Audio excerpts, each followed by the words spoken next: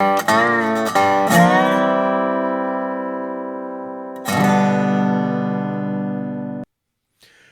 everybody, and welcome back to Coffee with Craig, where we talk about all things firearms policy, politics, culture, media, you name it. We're talking about it right here on Coffee with Craig. So please take a moment to like and share this program so that your friends can join in the conversation. Also, if you want to join in the conversation as soon as we go live, please make it a point to follow us on Facebook and make sure you hit the notification button and also subscribe to our YouTube channel. That way you will get the alerts as soon as we go live. Also, if you want to listen to us, you can download us an audio podcast version. That's available on Apple iTunes, Apple iTunes, Apple Podcasts. I was right, actually. Also, Google Podcasts, Spotify, and a number of other services. Also, please take a moment, visit fpcgear.com. That's fpcgear.com. It is a cool place where you can go. You can get T-shirts, you can get hoodies, you can find coffee mugs, you can find all sorts of cool things that you can purchase to show others your support for the Second Amendment.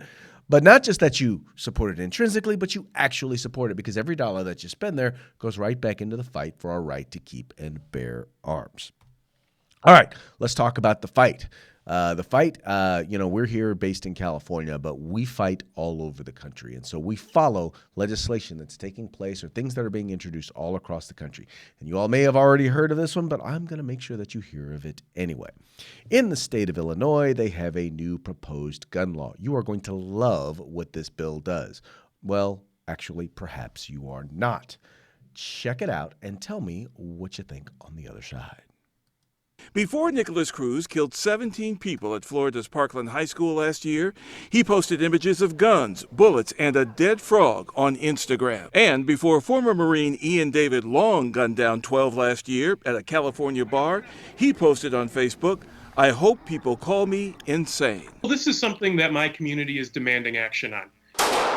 Which is why Representative Dittich is proposing gun buyers reveal their public social media accounts to Illinois police before they're approved for a firearm license. Why do you believe this tool is particularly needed? A lot of people who are having mental health issues will often post on their social media pages that they may be about to hurt themselves or others, and we need to make sure that we can get those people the help that they need. You might assume pro-gun groups are outraged. They are, said the Illinois State Rifle Association. When people look at this, everyone who has a Facebook account or email account or Twitter account will be incensed or should be.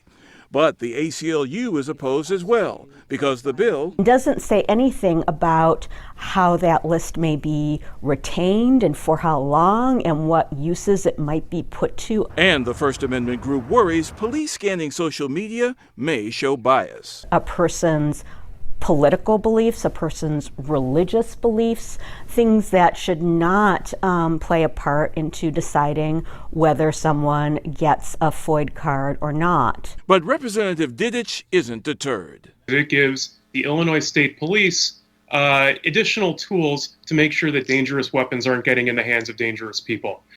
Representative Dittich says his bill is a less intrusive version of a similar measure that's been proposed in New York State. That version allows police to recover a gun license applicant's entire browsing history. Even Dittich says that goes too far.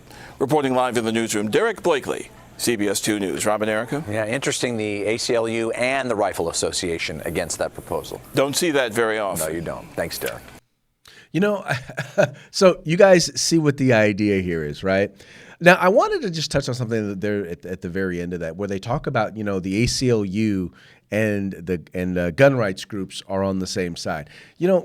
Once again, what we've been talking about, what we've always been talking about, is the Second Amendment is a constitutionally enumerated civil right.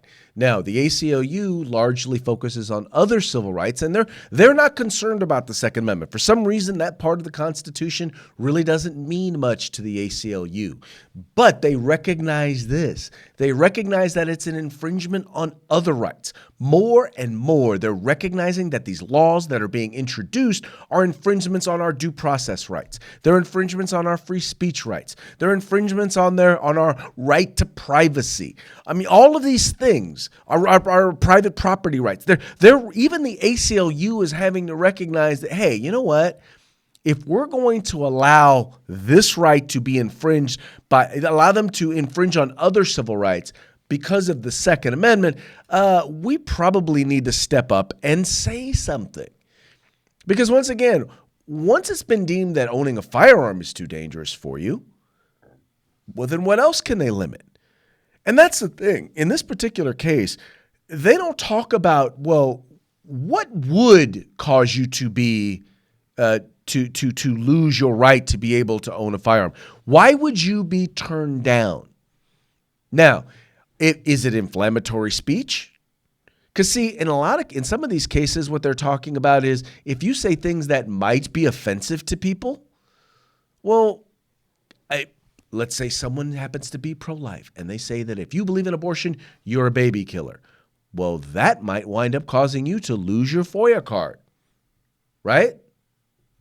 Right? How many of you have seen the comments and the videos that we've posted here where it says that people who vote against the Second Amendment or who look to infringe the Second Amendment are treasonous and should be hanged? How many times have you seen that in the comments of these videos? Maybe that individual could potentially either lose their right to get a firearm, because that's the other thing they don't tell you is now it doesn't just affect your ability to get a FOID card, it also affects your ability to keep your FOID card. Right? They're going to be able to look, and if they see stuff they don't like, guess what they're going to do? They're going to pull it. And then you're going to lose your right to own a gun. Why? Because someone felt like you were, well, a little over the top. Once again, you've committed no crime. You've made no direct threat. You have not been deemed to be a danger to yourself or others. None of that is required in this bill. None of it. And if any of those things have taken place, if you're committing a crime, by making a direct threat, in this particular case. But that's not what the bill says. That's not what it says at all. That's not what they care about. If you say things that are quote unquote racist, well, who deems what is racist? If a black person uses the N-word, is that racist? If a white person uses the N-word, is that racist? So how is it if a black person uses the N-word, they don't lose their FOID card, but if a white person uses the N-word, they do lose their FOID card? Is that the standard upon which we're going to be basing this? Folks, I'm telling you, once again, and I cannot even begin to tell you, there's a reason why we at FPC say we are a Second Amendment civil rights advocacy group. The reason why is because we recognize that if they take away the Second Amendment, if they infringe on the Second Amendment, then they can infringe on all of them. And they especially are going to use the Second Amendment, your support of the Second Amendment, our support of the Second Amendment, to infringe on our other rights. To say, no, you don't get due process rights. We can come and take your rights, take your stuff before you get your day in court. And when you get to court, you're going to be guilty till proven innocent. You don't get free speech rights. You don't get to say whatever you want. Why? Because you want to exercise your right to keep and bear arms. So we're going to keep you from exercising that right because, well, you said some things that we don't like. That is the direction that this whole thing is going, folks. That's the direction that they want to go. And it is no secret. What's funny is that they're bold about it. They're doing it under the guise of, well, but we're trying to create safety. Well, I'm just going to throw this out there to you. And you guys have probably already heard this, but I'm going to throw this out there. Oftentimes, and I think law enforcement sometimes deals with this, there's a balance between liberty and security. And I think some of the reason why we wind up running on the opposite side of bills oftentimes with law enforcement is because law enforcement policymakers oftentimes, in many cases, they're thinking, well, we want as much as we can in order to promote security. And our perspective is that, no, we are the people. We need to be fighting for liberty. Now, granted, if you're in law enforcement, your job is to help to try and provide that security, but only in the context that you do not violate our liberties, our individual liberties.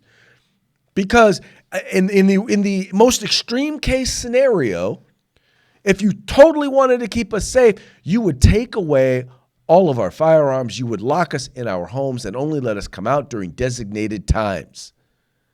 Then there would be true security. But the problem is we would have absolutely no liberty. Nah, that ain't cool. That's not the direction that we're going to go. And that's the reason why the founding fathers included this, the Second Amendment in the Constitution, because they knew that eventually a day may come where a tyrannical government may need to be stood up to. There may come a time where individuals need to stand up to that government and say, nope. And by having that as a fundamental right, it's a check on tyranny. Now, some of you out there, some folks just aren't going to get that. The hunting crowd, those of you who believe in the Second Amendment because you like to hunt, I get it. Some of you out there may not get that. It's sad, but you don't get it. It's funny because there are some folks out there who are some liberal libertarians, or I call them liberalitarians, who actually kind of do get it. Because they may see a conservative government as being tyrannical, and they want to have something to defend themselves against what they deem to be that tyrannical government should they come a knocking. But the fact is, we all have that right. And not only do we all have that right, we all have that responsibility.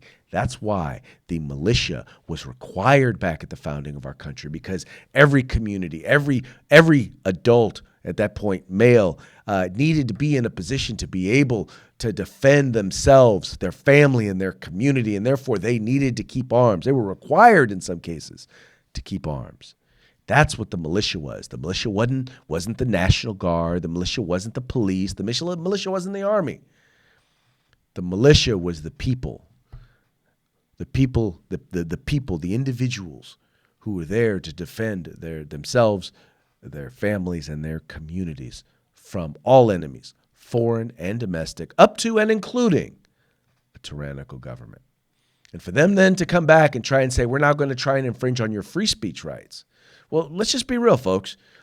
The First and the Second Amendment, those are the ones that defend all of the other amendments. Now, in the event that the First Amendment should break down and they should go after that, well, that's why we have a Second Amendment.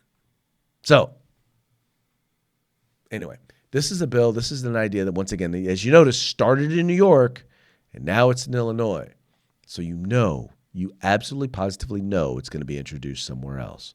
It's important that we step up and we stop it. Anyway, folks, so take a minute. By the way, a link to the opposition a link to the bill is in the description of this video. You can read about it. You can read the bill itself. You can send an email to the Illinois legislature telling them that they need to vote this bill down. They need to vote it down, and they need to hear from you to tell them to do so. Anyway, folks, that's going to be it for today's Coffee with Craig. We very much appreciate you guys tuning in. We appreciate you guys liking and sharing these videos, being a part of the fight, getting your friends involved in being a part of the fight. Because as we say, this is a fight for civil rights. Got to use them or you're going to lose them. You guys take care.